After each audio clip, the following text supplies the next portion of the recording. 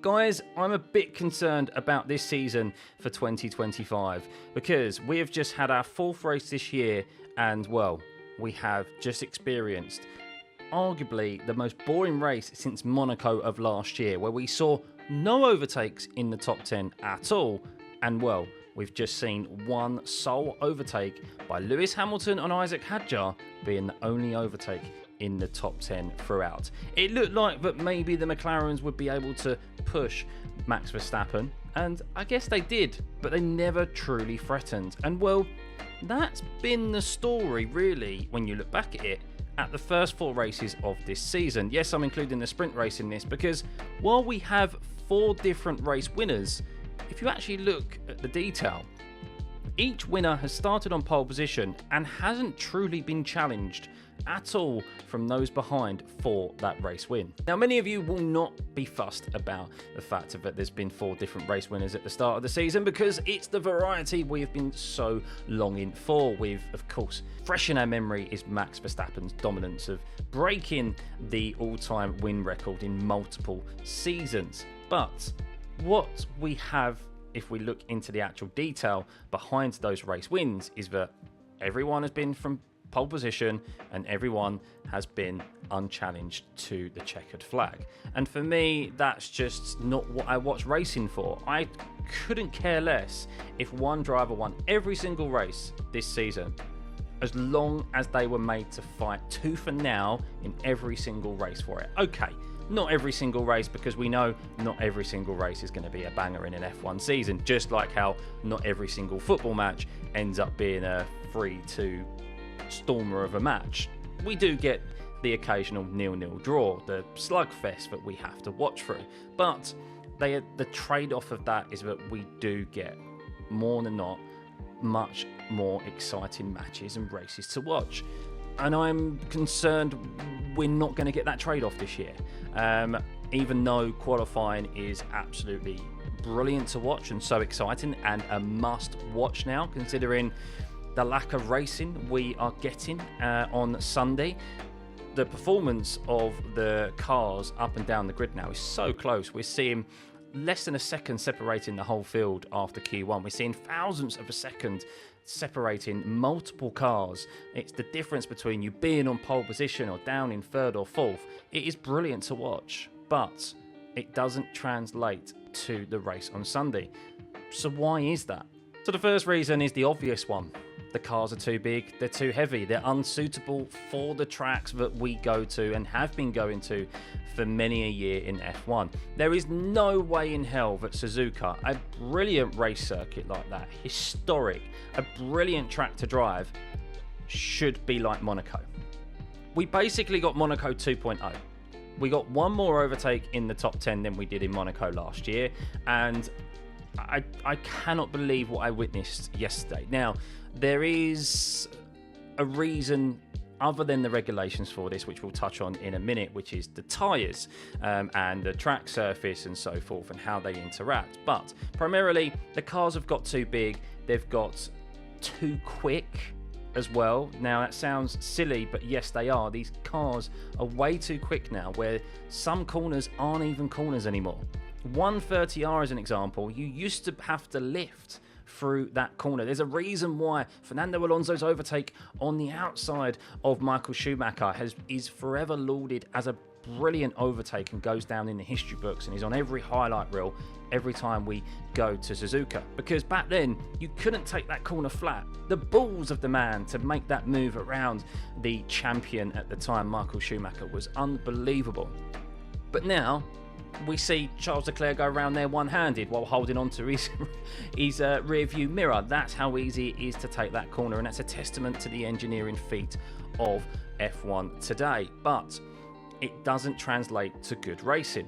And the bigger and larger these cars are, and as is always the case throughout a regulation set, the further we get into them, the more developed these cars are, the quicker they become, and well, the more sensitive these aero packages are to the dirty air, the displacement of the air from the cars ahead, and gusts of wind, even, as we've seen before, where they are so sensitive to the wind direction change, and it can be the matter of them staying on track or not, which isn't necessarily has always been the case in the past.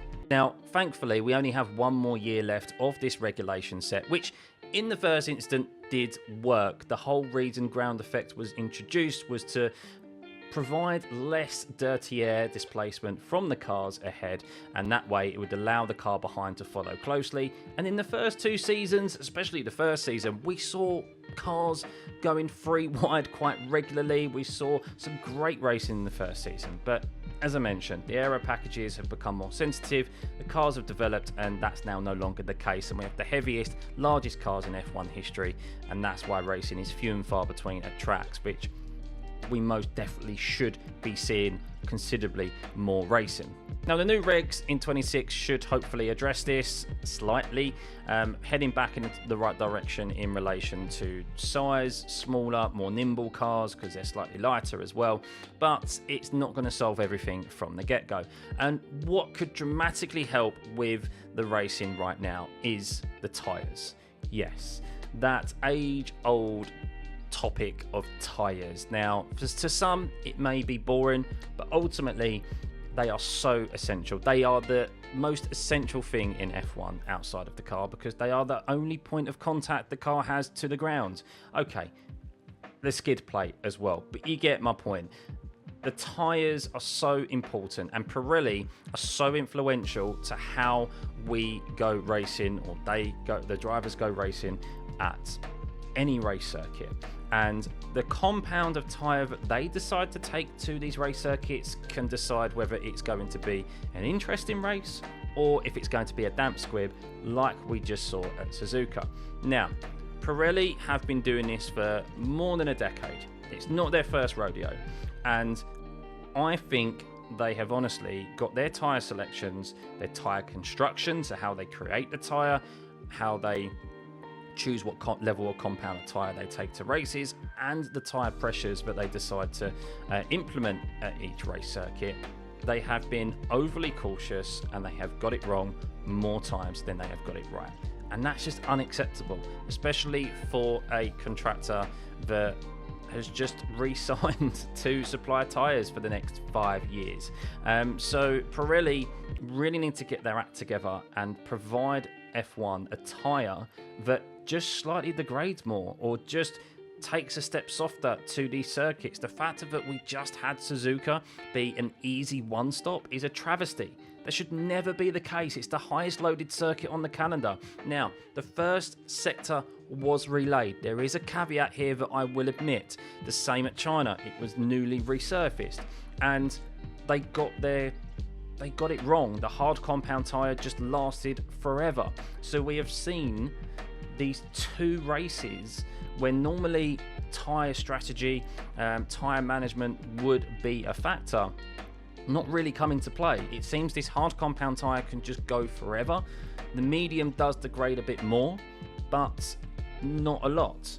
And the problem is that these teams where the performance is so close, they don't have that advantage on tyre management, which is an influential factor of racing of any motorsport series. Anyone who says they want to see cars go round at 100% every single lap, you'd actually get more boring races than you would interesting ones. Because tyre strategy, when you get drivers try different strategies of a 1-stop compared to a 2-stop, and there's then that offset in the tyre, you end up with this great convergence that you're waiting for them to meet out on track, and then you get a great defense versus attack battle out on track, and we're not getting that at the moment.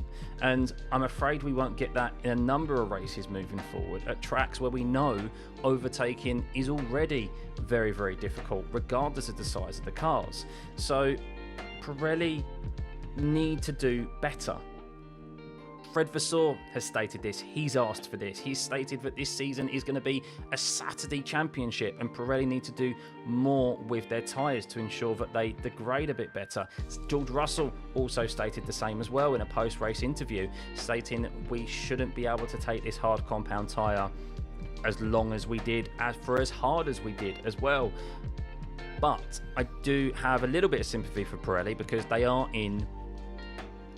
dealing with tyres and with cars that are considerably quicker than anything in history, and they are the heaviest, and the amount of energy they're putting through these tyres are unreal.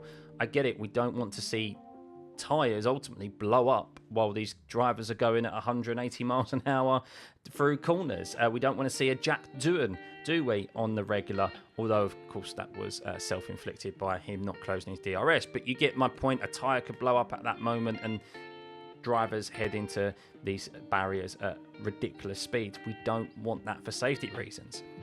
But on the flip side, Pirelli aren't they aren't rookies like Jack Doohan. They are experienced, and they've been doing this for over a decade, and they should be doing better. Why are they not doing better? Why is it that they are so conservative with their tyre pressures, with their tyre compound choices, and just maybe potentially the construction of their tyre as well? So more needs to be done there, and it's influential for us to have these variants in strategies. Not every race needs to be a two-stopper, but we should at least have the option of a two-stop being there, or a one-stop. The best races we get are when you're not sure if a one-stop is best or if a two-stop is best. That's where we get the best races, because someone decides to take a gamble, and we see those convergences out on track, as I said, and it allows for some good racing. Whereas everyone's just on the same level playing field, we'd get more boring races than we would good races. So yes, unfortunately, I'm struggling to see the light right now, guys. I like to be hopeful, and I'm a positive guy, and I like to look at the brighter things in life, but I feel like we've got almost a good data point right now that means that we could end up with it just be purely decided on Saturday, and the races on Sunday becoming a bit more of a damp squib. We do have a long season. Hopefully there are some significant performance gains by the teams, and it allows for maybe a bit more of an overlap there when it comes to Sunday. The weather, maybe more increment weather as well, will help with us having these variants in strategies. But even then, it's not going to maybe provide the wheel-to-wheel racing that I personally want to see more of. So yeah, let me know what you think down in the comments below. Hopefully heading to Bahrain next time around, which we know is a racy circuit, but we've also seen plenty of boring races at Bahrain as well. I'm really hoping after the 3 that we've just had that there is some wheel-to-wheel action there. There's 2 DRS zones as well. We have seen that the cars, while maybe not able to follow so much so in the middle sector, because of those double DRS zones, it does allow for overtaking opportunities, more so than at Suzuka and maybe even at China. But I expected better from China, and we didn't in the end. But yeah, let me know what you think in the comments below. Are you a little bit pessimistic now because of what we've just seen, or are you more hopeful that we are still in for that great exciting season? I still think it'll be exciting on the Saturdays, but the Sundays, yeah, I mean, ultimately that's what we tune in for, is the Sundays. I don't want this to be a Saturday championship, but it seems like Fred Vasseur's right. It seems like it may be going this way, and then it's all about the chaos and carnage that will happen with these new regs in 2026. But yeah, interested to hear your thoughts.